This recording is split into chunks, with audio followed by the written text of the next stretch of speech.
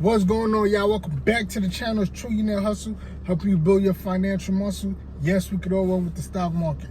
Like, subscribe, comment down below. I want to thank everybody who's been watching my videos. Thank you for coming on this journey with me. I appreciate all of y'all, man. But I'm gonna just keep them coming for y'all, man. So today, I'm gonna talk about CVS. I'm pretty sure whatever town you live in, one of you guys have a local CVS around you, right? Probably didn't even know you could buy stocks in CVS, right? You shop at CVS all the time. You get a prescription drugs from CVS. You know what I mean? You always in CVS. You might as well own the stocks. You got to buy what you indulge in every day. Stuff that you use every day, you got to buy those stocks, man. You got to earn some of that money back, right? But anyways, let's talk about CVS as a company. CVS started in 1963. Literally, the C and the V and the S stand for Consumer Value Store, right? Started in 1963. In the first year, they grew to 17 stores. And then by about 5 years later, they were up to 40 stores. Now, CVS business model have obviously been to grow, to constantly buy up smaller pharmacy companies, and then just add them to the fold, man. Make a lot of money. But by doing all of that, I feel like they've picked up a lot of debt. Probably the debt that some of those companies had, which is how they were able to buy those companies and bring them onto the fold. Excuse me. But that's neither here nor there. I'm gonna get to some of the other good stuff about CVS, man. Nothing. They own Omnicare. Omnicare is the leading provider for long-term facilities and long-term care for older people. CVS own Omnicare. Bet you didn't know that, right? They own all of the pharmacies inside of a Target. So they have a contract with Target. They own every time you see a pharmacy inside of a Target, CVS owns that. They also own Aetna. Aetna is one of the leading insurance providers. CVS bought Aetna, which is, I think, in 2019. That's a recent deal that they had. Very big. The reason why they did that is, in my opinion, they're trying to be like the one-stop shop.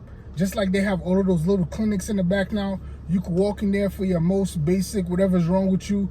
You get diagnosed right there. Then whatever gets prescribed, you can pick it up right there. Insurance is through CVS, through Aetna, all that good stuff. One-stop shop. Make it more convenient for the customer. Amazon have made a whole business model out of this. This is why Amazon is very successful. But one-stop shop, they own all of this stuff, man. So, yeah, one-stop shop, that's why they own all of this. Now, I mean, get that money, keep all that money under the same umbrella. Another great thing that CVS did is they banned the sale of cigarettes in all of their CVS stores. So, I don't know if you realize that, but you cannot buy cigarettes from a CVS store. And they claim, I don't know how true this is, but they claim because they stopped selling cigarettes, they have helped brought down the smoking habit down in America. Who knows, man? But anyway, I think they have helped a little bit, because I think it was people are routine animals, right? They usually go to the same place, buy the same cigarettes from the same place, and you know, the cigarettes not being there, they gotta go travel somewhere. Maybe some people quit, maybe some people did, but that's neither here nor there. I don't smoke cigarettes anyway. So now let's talk about the numbers for CVS, which is the most important thing and why you guys are on here today. And I want to thank you again for coming on with your boy. CVS currently right now is $82 a share, $82.99 a share. Dividends, 2.47. They pay dividend, you know what I mean? And they're constantly growing business. In 1 year, this past year to date, they have averaged a 35% return.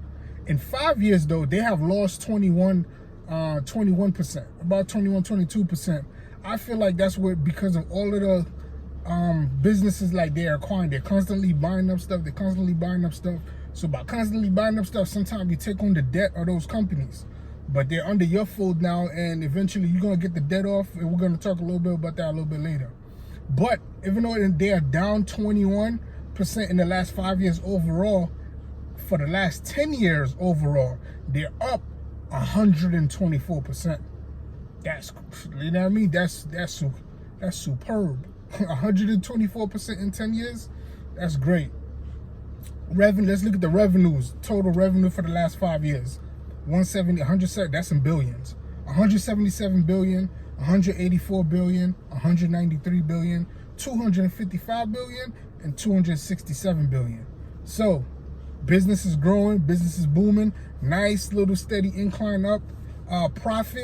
Total profit that they take home, last 5 years, 28 billion, 30 billion, then 44 billion, then 48 billion.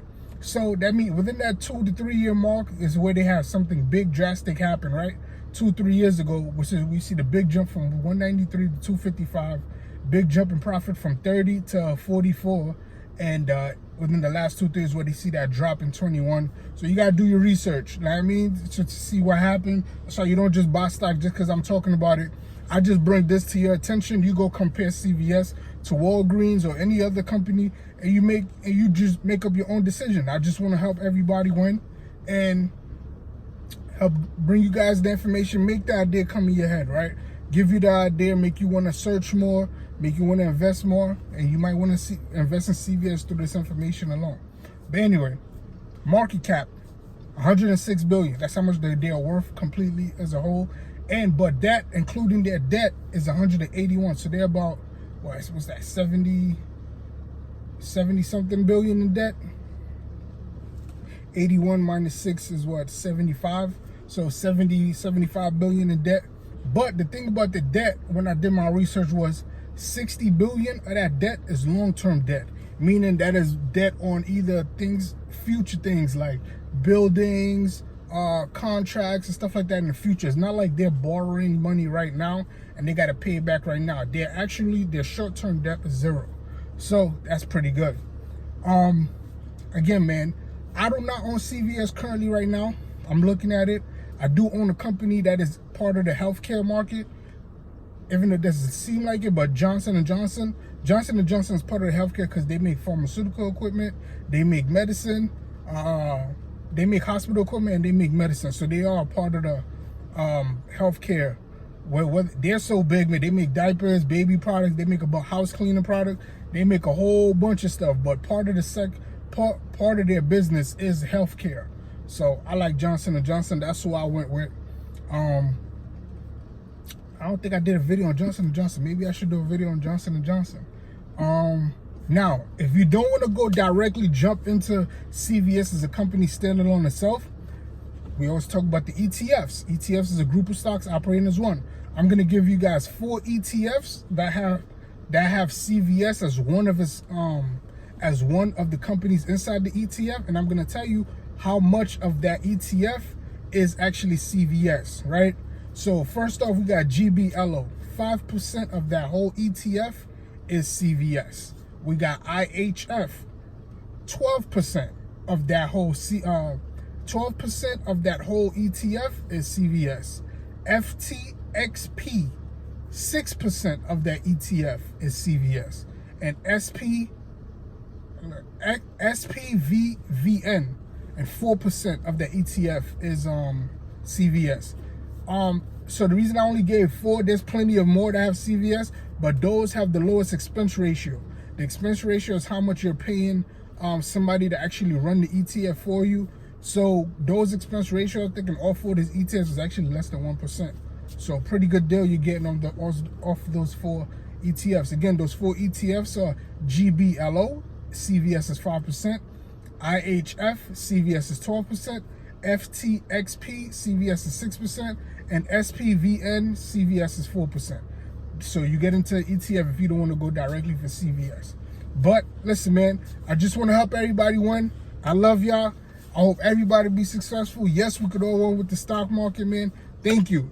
I want to thank everybody who subscribed. I think right now I have 27 subscribers, man. I'm going to remember this when I'm 2-3 years down, when I have who knows how many subscribers. But today I have 27 subscribers. And I want to thank every single one of you 27 people for subscribing to my channel, following me on my channel. Hey, man, follow me on Instagram, Thierry_VO.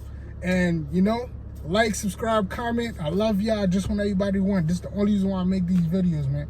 I just want everybody to truly understand we can win with the stock market and start getting everybody making it a natural thing to invest and to make your money work for you so you could eventually reach financial freedom.